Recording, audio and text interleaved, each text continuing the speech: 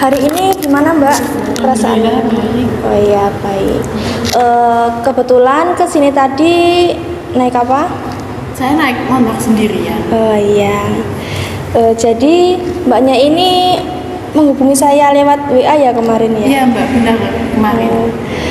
Terlebih dahulu perkenalkan, nama saya Dita Adelia. Di sini saya akan mendampingi Mbak dalam menyelesaikan masalahnya Mbak Cica. Iya. Baik, kalau Mbaknya sendiri namanya siapa ya? Saya Aziza, bisa dipanggil Ziza atau Nurdia. Iya. Baik. Di konseling ini memiliki beberapa asas ya Mbak. Di sini ada asas keterbukaan, di mana Mbak Ziza nanti dimohon untuk terbuka terhadap masalah Mbak Ziza agar masalah Mbak Ziza bisa teratasi begitu ya. Di sini juga ada asas kerahasiaan. Jadi di mana cerita yang Mbak Aziza sampaikan akan berhenti kepada saya dan tidak akan saya sebarkan begitu ya. Iya. Mbak Ziza sendiri apa pernah melakukan sesi konseling? Belum. Belum ya. Jadi konseling ini adalah proses atau bantuan yang diberikan kepada konselor kepada konseli. Ini konselornya adalah saya dan konselingnya adalah Mbak Aziza, begitu ya. Jadi Mbak Ziza kan kesini pasti ada yang diceritakan, betul? Iya, jadi bisa Mbak Ziza berceritakan dulu. Jadi gini, apa ya? Kan saya itu kurang ke gitu loh sama ayah. Oh ayah Dan ini. terus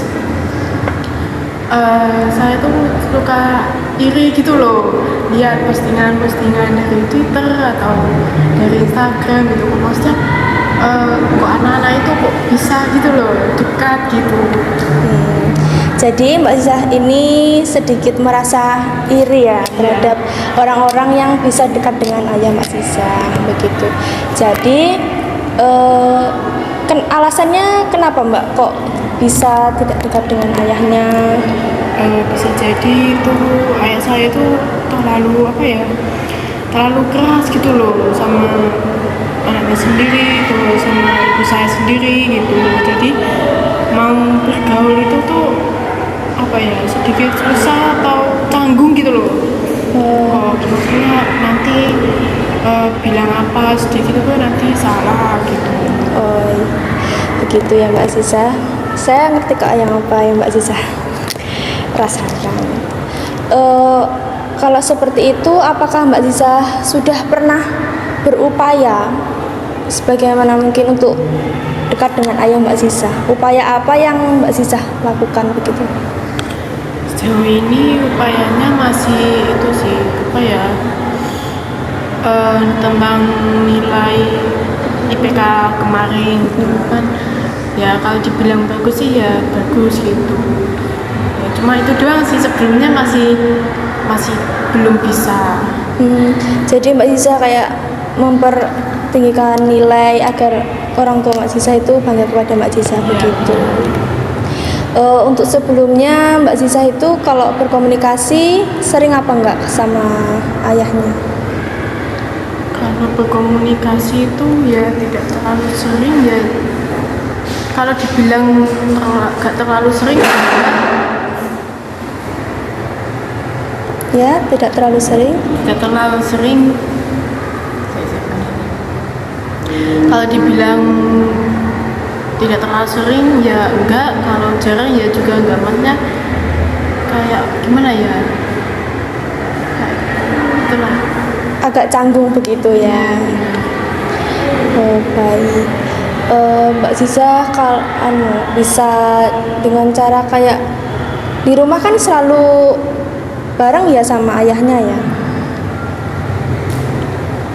Bareng tuh ya enggak sih.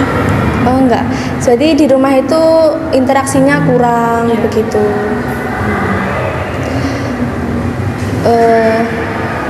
Enggak apa-apa Mbak Ziza, boleh nangis kok.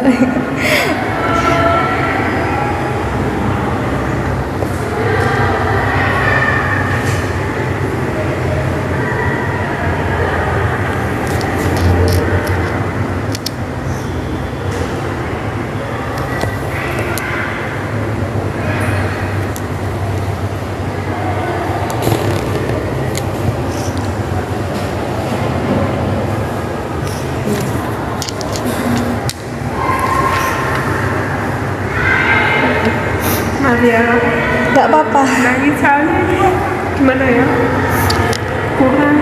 saya tuh kurang kuat gitu loh kalau kita permasalahan seperti ini gitu.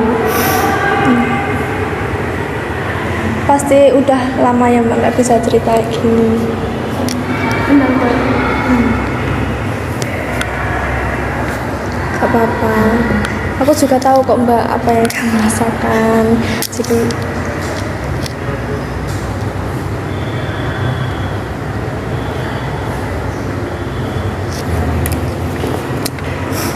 Ya, jadi gitulah masalahnya. menurut saya Mbak Zizah itu ya baik, sudah usaha yang Mbak Zizah lakukan itu sudah baik, kayak meningkatkan IPK agar orang tua bangga sama Mbak Azizah gitu. Tidak ada salahnya Mbak Azizah seperti itu.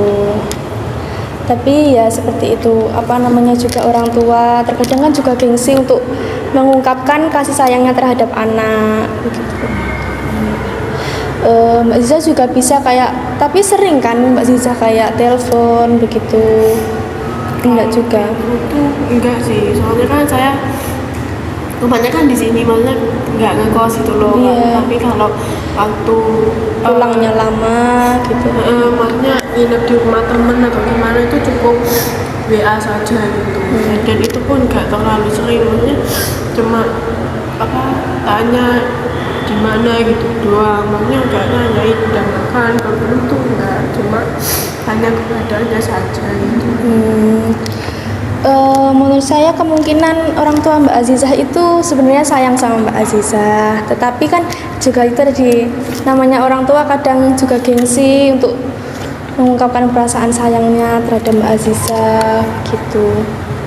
Mungkin ya itu, kalau di rumah Mbak Azizah bisa kayak pas di satu tempat bisa ngobrol bareng, kayak nanyain tadi ngapain aja sih ya begitu, kayak bisa dimulai dari kamu dulu gitu loh Mbak.